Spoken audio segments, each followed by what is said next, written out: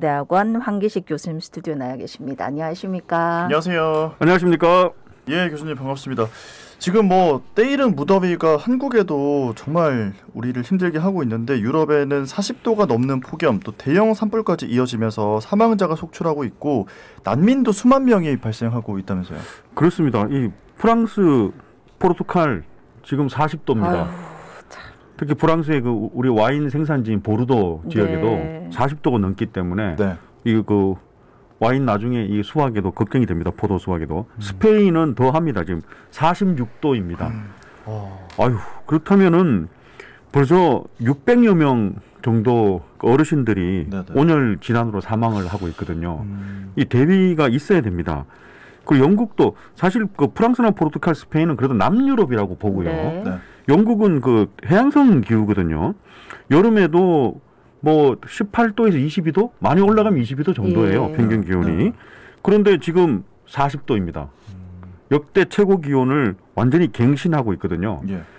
근데 40도면은 이게 우리가 피부로 느낄 수도 있겠지만은 한국은 그래도 우리 그 덥다고 생각하면은 에어컨이라든지 냉방 시설이 잘 돼 있잖아요. 네네. 네. 그 영국 같은 이런 나라는 해양성 기후 나라는 아까도 말씀드린 여름에도 한 22도 정도밖에 안 되기 때문에 에어컨이라든지 그 냉방 기구가 없습니다. 자동차에 에어컨을 선택하려 그러면은 네.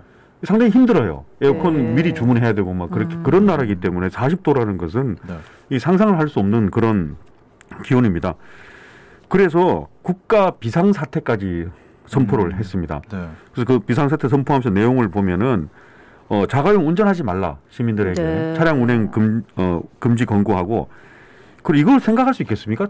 정부가 나서 갖고 네. 철도하고 지하철 당분간 타지 마십시오. 대중교통 이용하지 마십시오라고 권고하는 것을 상상할 수 있겠습니까? 그러면서 자세하게 내용을 얘기를 했습니다.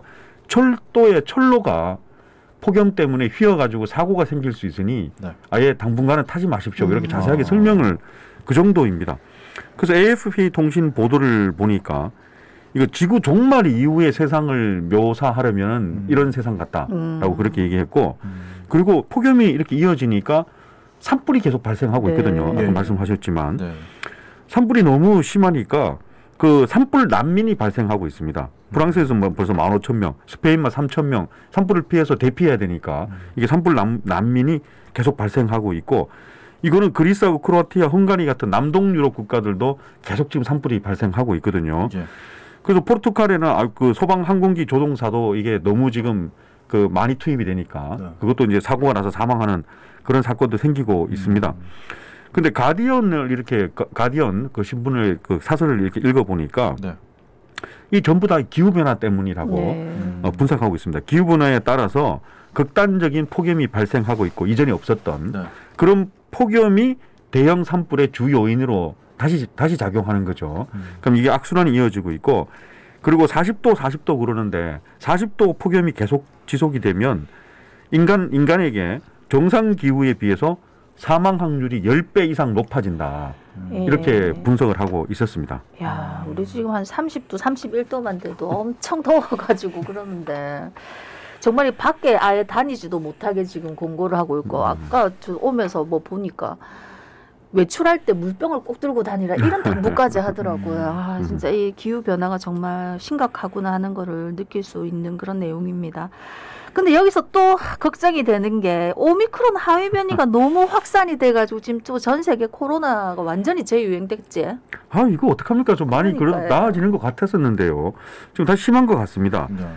세계보건기구가 국제적인 공중보건 비상사태를 유지해야 된다고 지금 계속 발표하고 있거든요. 그래서 오미크론 하위 변화 우리가 BA5라고 있습니다. BA5라고 네. 있는 오미크론 하위 변화가 주 요인인데 이 BA5가 감염력이 상당히 강하고 면역 회피 기능도 강력한 걸로 네. 분석되고 있거든요. 네. 그러니까 이 백신을 그 회피하는 기능이 이게 커요. 이게 BA5가. 그래서 BA5가 원인도 되겠지만은 최근에 전 세계적으로 다 대부분 다 이 코로나 방역 통제 완화하지 않았습니까? 그렇죠. 이것도 원인이 되고 해외여행이 지금 우리 한국도 그렇지만 많이 최근에 다시 급증하고 있거든요. 네. 그리고 전 세계적으로 부스터샷 면역 효과가 줄어들 시기가 됐습니다. 지금. 네. 그래서 그런 원인들이 다 합쳐져서 지금 전 세계적으로 다시 유행을 하고 있습니다. 가까운 일본을 보면은 일본이 지난 그 토, 일, 월 오늘까지가 연휴입니다. 네. 바다의 날 연휴인데 일본도 좀 특징이 있죠. 저는 전 세계적으로 바다의 날을 공휴일로 지정한 나라는 일본밖에 없는 것 같아요. 제가 좀 네네. 봐서 오늘까지가 연휴입니다. 네. 그래서 이번 주가 지금 사흘 연휴 갔다가 돌아오는 관광객들이 대부분 돌아오겠죠. 오늘 오후에. 그럼 이번 주에 지금 20만 명 돌파될 거로 예상하고 있거든요. 일본 20만 명이면 이거 다시 유행한다고 봐야 네. 되는 거죠. 그렇죠. 네. 그래서 그 지난 2월 달을 제6차 대유행이었는데 일본의 경우는 이번 주가 제7차 대유행이 될 것 같습니다.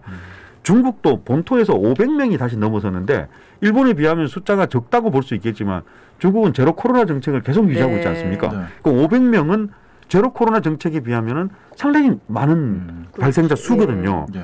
그래서 간수성하고 호난성 다시 봉쇄 조치를 했습니다. 그다음에 마카오 같은 경우 본토는 아니지만 마카오 인구 60만 명이거든요. 그래서 마카오에 계속 생기고 있으니까 마카오는 아예 60만 명 주민을 전부 다 강제로 전수조사했습니다. 이거 참 대단한 그 네네. 긴급 조치라고 봐야 되는 예, 거거든요.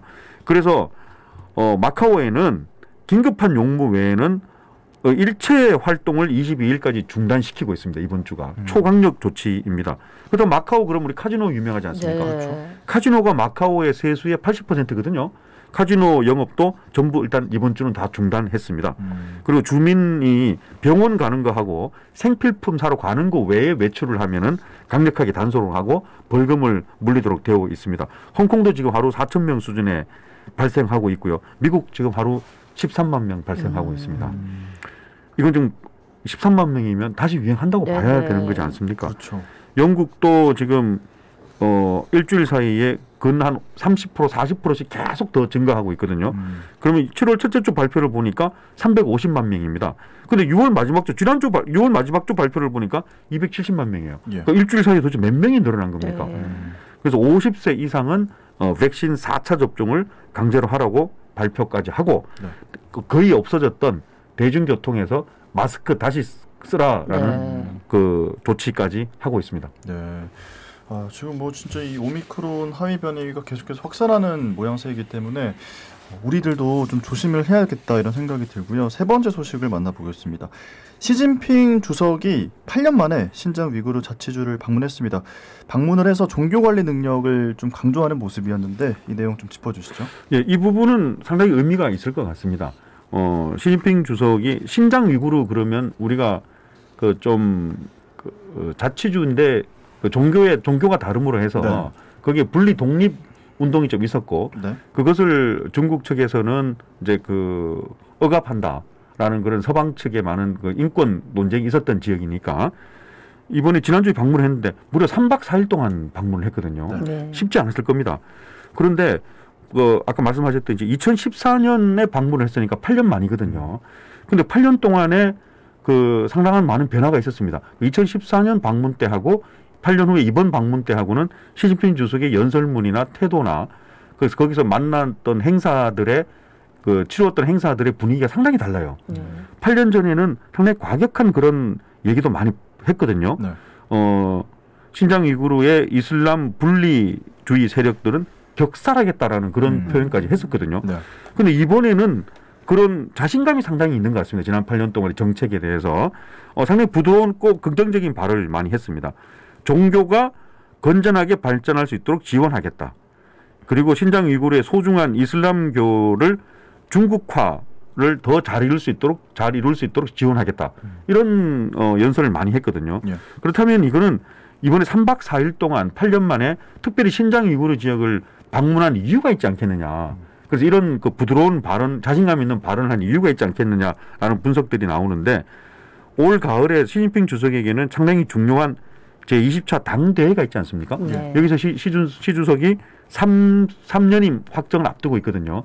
그렇다면 여기서 국내적으로 그동안 내가 상당히 논란이 되는 부분들도 많이 해결했다라는 그런 그 성과를 홍보할 필요가 있을 거고 그게 대표적으로 신장 위구르 지역의 분리 독립 움직임 같은 경우에도 내가 아주 무난하게 잘 마무리했다라는 어떤 그런 성과를 홍보할 필요가 있었을 거고 예. 국제적으로도 상당히 중요하지 않습니까? 신장 위구르 지역의 인권 침해 문제 같은 것을 미국하고 EU가 서방 국가들이 계속 제기하는데 이 부분에 대해서는 내가 3박 4일 동안 가서 아주 평화적으로 잘 행사를 치르고 하는 모습들을 보여주면서 그런 국제적인 비난 여론에 대해서도 쐐기를 박는 전면 돌파하겠다라는 그런 계산으로 보입니다. 그래서 CCTV를 포함한 중국의 주요 매체들에서는 시진핑 주석의 이번 평화로운 신장 이구르 방문 소식을 계속 하루 30분 넘게 뉴스의 메인 헤드라인으로 30분 넘게 뉴스에서 계속 보도를 하고 있습니다. 예. 뭐 저희 시간에도 다루기도 했는데 지금 뭐 전 세계적으로 물가가 굉장히 많이 오르고 인플레이션 상황이 심각하다 보니까 미국에서도 금리를 계속 뭐 빅스텝, 자이언트 스텝까지 밟고 우리도 지금 많이 올랐는데 유럽도 이제 많이 오를 거다. 그래서 이번 주에 통화정책 회의를 좀 주목해 봐야 된다는데 어떤 내용입니까? 뭐 정확합니다. 이번 주 21일이니까 목요일이죠. 네. ECB, 유로피안 센트럴 뱅크, 유럽 중앙은행에서 아주 중요한 통화정책 회의를 하겠다라고 지금 예고가 되어 있거든요. 이런 상황 속에서 통화정책 회의는 금리 얼마만큼 올리냐는 네. 거지 않습니까? 그래서 우리 관심이 가고 있습니다.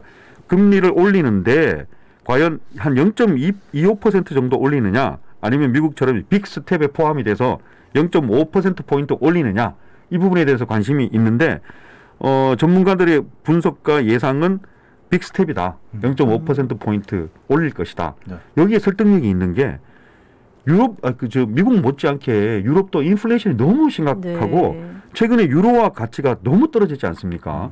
원래 유로화 가치하고 달러 가치 합치면은 유로화가 1대 1.5 네. 정도 되지 않습니까? 아무리 약했을 때도 1대 1.2, 3 네네. 정도였거든요.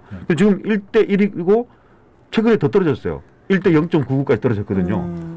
그렇다면은 이게 과연 킹 달러의 강세 탓만으로 할 수는 없고 유럽 쪽에 분명히 문제가 있다라는 거거든요. 예. 그래서 당연히 금리를 올릴 것이다라고 한다면은 원래 유럽은 지난 10년 동안 전통의 제로 금리이거든요. 네. 금리가 없는 제로 금리인데 이번에 올린다면은 10년 동안의 전통을 깨고 이제 금리가 올라가는 거니까 긴축의 시대에 돌입하겠다라는 것을 예상해 볼 수 있습니다. 그렇지만 유럽이 올리는 거고 우리의 관심은 한국을 포함해서 전 세계적으로 이 너무나 뛰고 있는 물가는 언제 안정될 거냐. 네. 이게 미국도 금리를 올리고 유럽도 금리 올리고 뭐 다 좋은데 그 피부에 와닿는 물가는 언제 안정되냐는 건데 IMF의 게오르 기예바 총재가 지난주에 기자회견한 걸 보니까 네.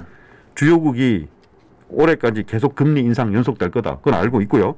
그럼 그 효과가 나타나려면은 내년 중반 이후에 물가 하락이 시작될 것 같다라고 얘기를 했습니다. 예. 그럼 올해는 물가 안정을 위해서 계속 주요국들이 금리를 올리는 해이고 내년은 그 금리 인상의 효과가 좀 본다. 물가 안정으로 나타날 거다. 내년까지 좀 기다려야겠습니다. 아유 참 이 쉽지가 않네요. 계속 드리는 이야기가 참 사는 게 쉬운 이야기가 아닌데 작년에 또 굉장히 큰 일이 있었던 나라가 바로 IT였었습니다. 7월 달에 대통령 암살이 있었고 8월 달에는 또 강진이 오면서 많은 사람들이 사망했었는데 지금 IT의 대규모 시위가 이어지고 있고요. 무정부 상태 혼란에 또 사망자도 급증하고 있다면서요. 그죠. 이런 소식은 좀 안 들었으면 좋겠네요. 네. IT 물론 작은 나라입니다. 네. 카리브해에 위치해 있는 작은 인구 1,000만 명 정도 나라인데 GDP가 $2,000 정도니까 그쪽 지역에서도 최빈국으로 봐야 되고요. 면적은 우리 한 경상남북도 합친 면적 정도 됩니다. 네. 네. 그런데 너무 이게 심한 시위와 너무 심한 무정부 상태가 있으니까 전 세계적으로 관심을 안 가질 수가 없습니다. 예. 대통령이 관저에서 암살되더니만 지진 7.2 지진이 나와서 2,000명이 사망하더니만 네. 그 다음부터 그게 벌써 작년 얘기잖아요. 그렇죠. 그럼 시간이 지나도 10개월 정도 지났는데 그 후로 그러면 새로운 정부가 출범하고 국가의 역할을 하고 치안의 역할을 해야 될 거 아닙니까? 그런데 전혀 무정부 상태가 계속 이어지고 있거든요. 네. 물가도 급등하고 하니까 항의 시위가 일어나고 그러면 갱단이 마음껏 활개를 치고 있습니다. 갱단이 시내에서도 활개 치고 대낮에 활개를 치고 총을 쏘니까 완전히 무법천지예요. 그래서 올해 6개월 사이에 940명이 사망을 했으니까 아이고. 그 도심에서 사망한다는 게 1,000명 가까이 사망한다는 게 말이 되겠습니까? 무법천지 때문에. 그렇습니다. 그러면서 수천 명이 지금 고립 사태에 있고 그래서 유엔이 뭐하냐 이런 얘기를 해서 유엔 난민기구에서 IT 지원 활동이 원래 올 상반기에 끝나도록 되어 있는데 1년 더 연장하겠다라고 발표를 했고 네. 그다음에 NGO 비정부 기구들도 많이 거기에 관심을 가지고 실제 그게 활동하는 단체도 많이 있는데 국경 없는 의사회에서 IT 상황이 너무 심각하다라고 계속 호소를 하면서 네. 인도주의적으로 각 국가와 각 NGO들이 제발 여기를 지원해달라라는 그런 성명을 계속 발표하고 있습니다. 우리도 관심을 가져야 될 것 같습니다. 네. 그러니까요. 우리 소식 전할 때마다 도대체 유엔은 뭐 하고 있는가 이야기를 너무 많이 해가지고 좀 모쪼록 좀 지구촌 곳곳에서 좋은 소식만 많이 들려오기를 바랍니다. 네, 예. 오늘 말씀 여기까지 듣겠습니다. 고맙습니다. 고맙습니다. 감사합니다. 지금까지 동아대학교 국제전문대학원 황기식 교수였습니다. 예, 자갈 찾으면 17,935회 박성원이었습니다. 지금 빗길 많이 미끄러운데 오늘도 안전하게 다니시기를 바라면서 오늘 마지막으로 짧게 노래 한 곡 듣겠습니다. 네, 정인의 장마 남겨놓고 여기서 인사.